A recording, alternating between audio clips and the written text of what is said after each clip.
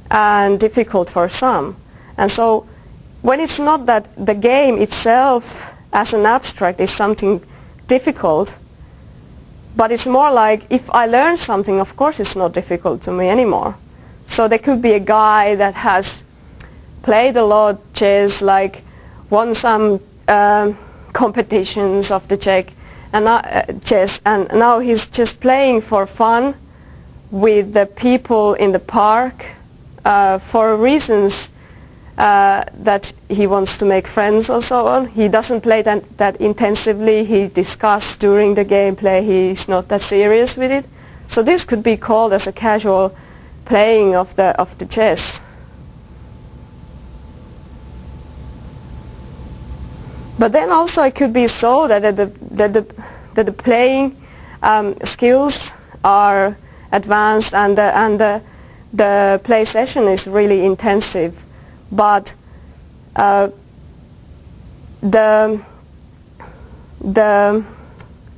accessibility to the game session is easy.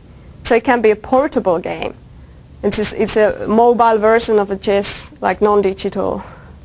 And so this can be casual way for games that I have other things to do, and when I have a break, then I can have the game. But I can play intensively, doesn't mean that. Or then maybe a guy who wants to put his money to something else. So he chooses this game because of the low price.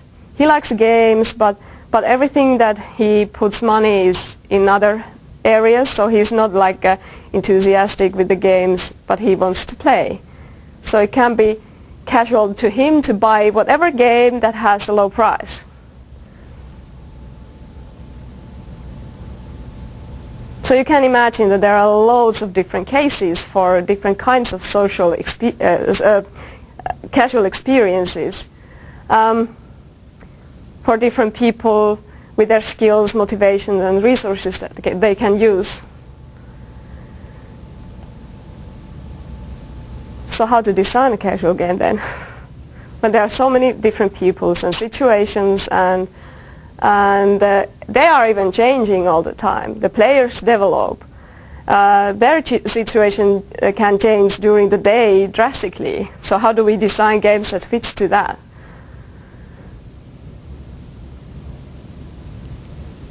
So we should maybe look for different ways to how to support different aspects. Maybe not the ultimate product of a casual game, but it's more like designing the support for, I don't know, casual attitudes, the use of the resources and the play styles and so on. So different aspects like targeting to better the game, like with the usability, but targeting the casual aspects, like supporting it from different ways from the different parts of the experience. And to think about what different things we can actually affect from the casual aspect when we think about the whole design of the game holistically, from the equipment side to the gameplay itself. So that we don't design, like some problems with mobile games can be so that they are actually really difficult to get to your phone. So why do we design really simplistic gameplay if people have to use a lot of time and investment and ask more skilled people to use it? Because maybe those things are not supportive, the ones that are also looking for simplistic gameplay. So more holistically of the design of the whole different parts of the experience. But it gives a lot of different possibilities for different kinds of games that can support the casual aspects. Not to say that this is a casual game and it has these features and that's why it's casual. And also this brings to the question, like the games that we are called casual at the moment, if we remember that it may be only a design intention. So how supportive for casual use they are then at the moment? And what about the future? how will the casual games develop? Some people talk about the social aspects of the casual games and the multiplayer features. And some views even there are contradictory. Some people say that that the casual experience is solely about the individual gameplay.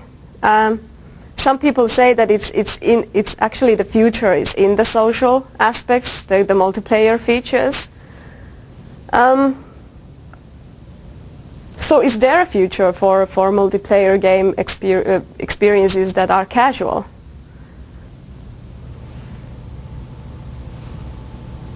I would take an example from non-digital games. Is this casual? I think it's highly casual, because what do people do? Some people may be really intensive and really enthusiastic hobbyists of a Trivial Pursuit. But many of the people just play it because of the group, because of the to have something fun to do, and just to kind of instrumental value for the game. And at least in Finland it's easily available. Almost every pub has a Trivial Pursuit. So you just go somewhere and it's there, and it's really casual in many senses. So why not in digital games then also? And that's why I'm saying that, because the study of the digital games is kind of sometimes forgetting that the games are there already. That it's not only a digital, it's not something completely new stuff. So when we are looking for the future things and we're looking for the masses, we should take a look what do they play in non-digital environments, and maybe bridging these phenomenons together and understand them without the distinction of the digital and non-digital.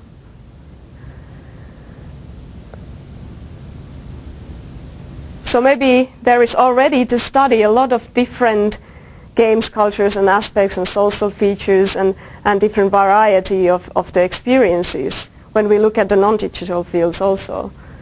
And to the design point of view, maybe those things could be borrowed from there. And so this should be maybe reaching from the digital box more, when the digital environment has become more of our natural environment. So maybe it's not that bad anymore not that difficult or hard for people to bridge it together. Like I'm paying my bills with my computer. Why shouldn't I play solitaire? Because I have played it with cards before. So for people, they can be kind of the same thing. But it gives you an idea, like there can be a lot of more things out there. What kind of possibilities there is, because there are a lot of, like I mentioned, the sports. It's a huge phenomenon. So why wouldn't there be? There is already skill-based casual games with the Zuma and Bejeweled and stuff like that. So it becomes more versatile also with the digital. But it's already there in the non-digital world. As I already said, that it's of course, if you study the casual aspects, it can be really difficult. Even though we're bridging these together, but it will be more difficult to reach for the people that plays also the non-digital stuff, because they won't be online answering those surveys or anything. We have made a study in the other project in our lab about the uses of the games, and we have asked also from non-digital side, not only the digital ones. So it gives interesting results to it, to take it together as a games. So the whole point of the talk has been to kind of show that even the discussion around the casual games can be seen like conflicting. It's an indication of a dynamic phenomenon. that it has a lot of different aspects and possibilities. And the future studies should be based on more refined terminology and proper methodologies to get more information out of it, like what's really happening and what are the things relevant to this case, and distinct the gamers and their playing styles and such. And to provide the framework for design as a more holistic and expanded view of the experience. I think that's it. So if there is any comments or questions, please. Well, I have a further comment. Yeah. I found it interesting that you were comparing sports to casual gaming. And I mean, it's true that often sports have a relatively sophisticated skill set. Yeah. I think, you know, there's a lot of rules and people take the time to learn it. Yeah. But I find that so sports are like an event, right? And one of, I think, the design considerations that I'm not aware of anybody using casual gaming yet, but maybe they should be, is that the social aspect of sports. You know, you'll watch a game on Sunday night, and then when you come into work the next day, people will be like, "Oh, did you see that game last night? Did you see that goal?" You know. Yeah. But for, you know, if you're playing solitaire on your computer, you can't go, "Oh, you know, I got that last ace on last night when I was playing," because it's such a singular experience. Yeah. So I think it would be interesting if you know, someone designed a casual game that had interactive elements, but it was an event that you could talk about. Yeah, you know? that's one part of it. Like the advance of the casual games. That if we think about the support for casual players, not players but casual gamers, it can be spectating aspect. So it should be more of a well, event, as you said. But it should be more, I don't know, visually pleasing or more intense or something that gives you information, like when they televise the poker games, you can see the cards and then maybe some approximation what are the probabilistic features of if there will be this card next or something. So there is more to the viewers. So maybe when you're expanding the game also to that point, that the experience can be without playing the game, so it could support also the game itself as being sold more, because people would talk about it more and so on. But yeah, that's something that I'm looking forward, that maybe it happens, because they already have switched to skill-based gaming, so it can be so that you can play the solitaire kind of game, but more like maybe Zuma or Bejeweled. You can play it home, like you can do sports home, playing football with your friends, but then you can see some event of really talented people of playing Bejeweled, and it become like in some ways produced so that it's really, really crazy, intense, somebody commenting on the moves or something. So that's really interesting aspect. Well, I actually think that was sort of two different questions, because one of them was computer games and spectator sports, and the other was, the sort of fantasy and soccer game, Championship Manager, you showed. I know that there are some games which are quite popular. They are so popular that in some workplaces you start to play them just because everyone else does, so you have something to talk about. Yeah. Which is sort of the social aspect. It's not an event like televised, but it's something that actually peer pressure. You play the game not because you like soccer in this case, or because you like to strategy games, but just because everyone else does, and you need something to talk about. Yeah, it's more like an instrumental value of playing the game. I don't know how you would design the game to. I mean, that just happens when you reach critical mass. Yeah. There are but it can be also that it's really pleasing for the viewers. Like some Hollywood producer could have the skills to produce these kind of experiences for you not doing it, but you're participating by watching. Well, I know that there are games, like StarCraft, for example, in Korea, is televised. Yeah. There are professional people who play it, right? Yeah. It's not really a casual game. But Yeah, it's not a casual game, but the design of the game, if it's also, if you think about that, it would be designed by the same people that, okay, let's televise it. So it could be a more holistic view that even though we provide a product which is completely hardcore, we can support people that don't have the hardcore mentality for the game. So we can, like in World of Warcraft, there are pieces that are easier. So that could be the supportive factor, but it can be also different, like completely crazy, intensive and difficult gameplay, and people that read the manuals from here to here only knows how to play, but then it's really, really intensive to watch or something. So it can be different ways that you support the casual aspects of the game, if you think about it more holistically, more expanded as an experience. Any more comments?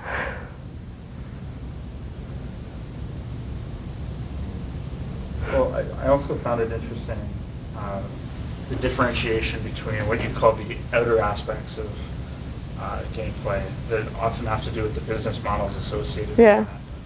that. And I mean, the reality of those are largely due to non-casual games taking up space, right? And so Yeah. casual games have to squeeze into the cracks where,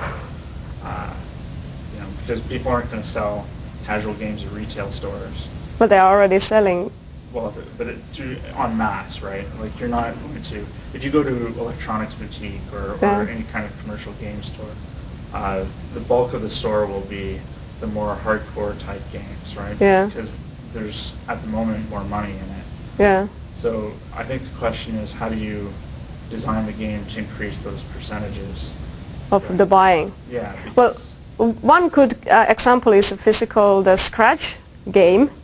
One of our partners from the Finnish National Lottery was using the expanded game experience to kind of explaining how the Scratch is casual, because you can buy it from a gas station.